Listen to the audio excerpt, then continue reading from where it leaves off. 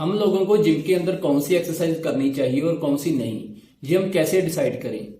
मैं इस वीडियो में बताऊंगा कि मैं कैसे अपनी एक्सरसाइज डिसाइड करता हूं। ठीक है, अब एक्सरसाइज हम डिसाइड कैसे करते हैं, ये वैसे दो चीजों के ऊपर डिपेंड होता है। ठीक है, एक होता है कि अगर तो आपको मसल बिल्ड करने हैं तो आप उस तरीके से अपनी एक्सरसाइज चूज कर सकते हो। अगर आपको पावर लिफ्टिंग करनी है, कोई कंपटीशन में जाना है जहां पे आपको ज्यादा पावर लगानी है, ज्यादा वेट उठाना है, ठीक है, तो आप उस तरीके से अपनी एक्सरसाइज को चूज करोगे।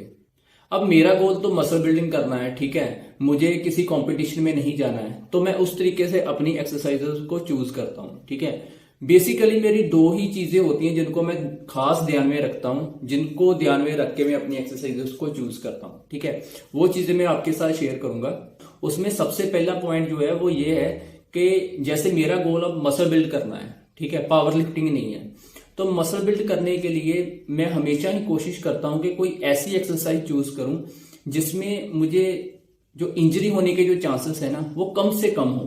ठीक है, कोई भी ऐसी एक्सरसाइज मैं चूज नहीं करता जिसमें मुझे इंजरी होने के चांसेस ज्यादा है।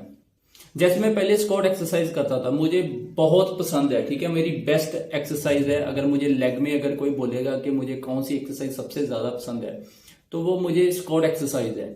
लेकिन उसमें क्या है कि जब मैं हैवी जाता हूं तो मुझे थोड़ी दिक्कत आती है, बैक में दिक्कत आती है। ठीक है, तो बैक में अगर मुझे थोड़ी बहुत भी पेन महसूस होती है उसके बाद, तो अगर मेरे पास उसको रिप्लेस करने के लिए कोई दूसरी एक्सरसाइज है तो मैं क्यों वो एक्सरसाइज करूं।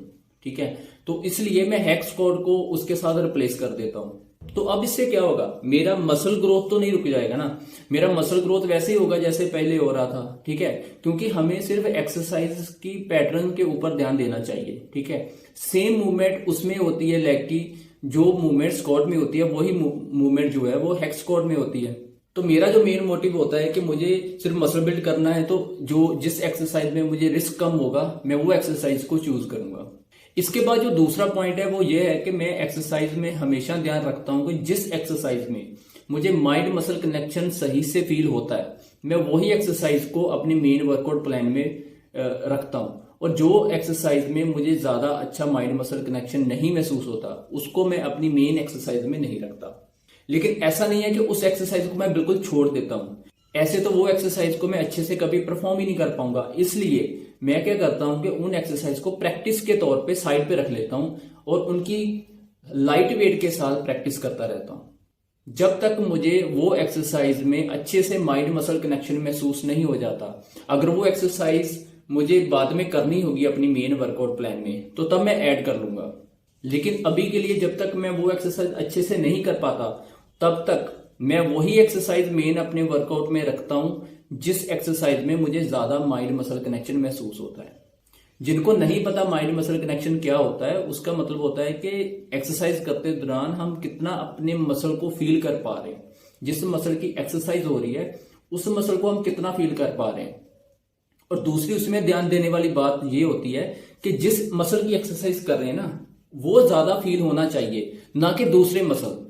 अगर आपके साथ ऐसा होता है कि आप एक्सरसाइज कर रहे हो बैक की लेकिन आपकी बाइसेप्स ज्यादा फटीग हो जाते हैं, ठीक है, तो इसका मतलब है कि आप बैक की एक्सरसाइज में बैक के मसल को ज्यादा फील नहीं कर पा रहे हो, आपका माइंड मसल कनेक्शन सही से नहीं बैठ पा रहा है जो भी आप एक्सरसाइज कर रहे हो बैक की।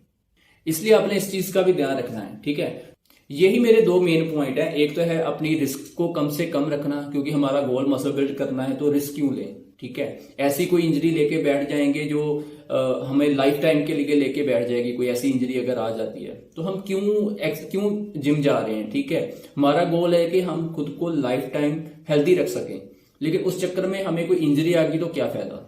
कोई कंपटीशन तो हमने करना नहीं है जिसके लिए हम रिस्क लें। ठीक है, और दूसरा है कि माइंड मसल कनेक्शन अच्छा होना चाहिए। ठीक है, माइंड मसल कनेक्शन होगा तभी तो मसल ग्रोथ होगी। ठीक है, अगर माइंड मसल कनेक्शन ही सही से नहीं है तो मसल ग्रोथ कैसे होगी। और हमारा गोल ही मसल बिल्ड है तो माइंड मसल कनेक्शन तो सही से होना ही चाहिए। तो यही मेरा फंडा है एक्सरसाइज चूज करने का। आप भी ऐसे ही अपनी एक्सरसाइज चूज कर सकते हो।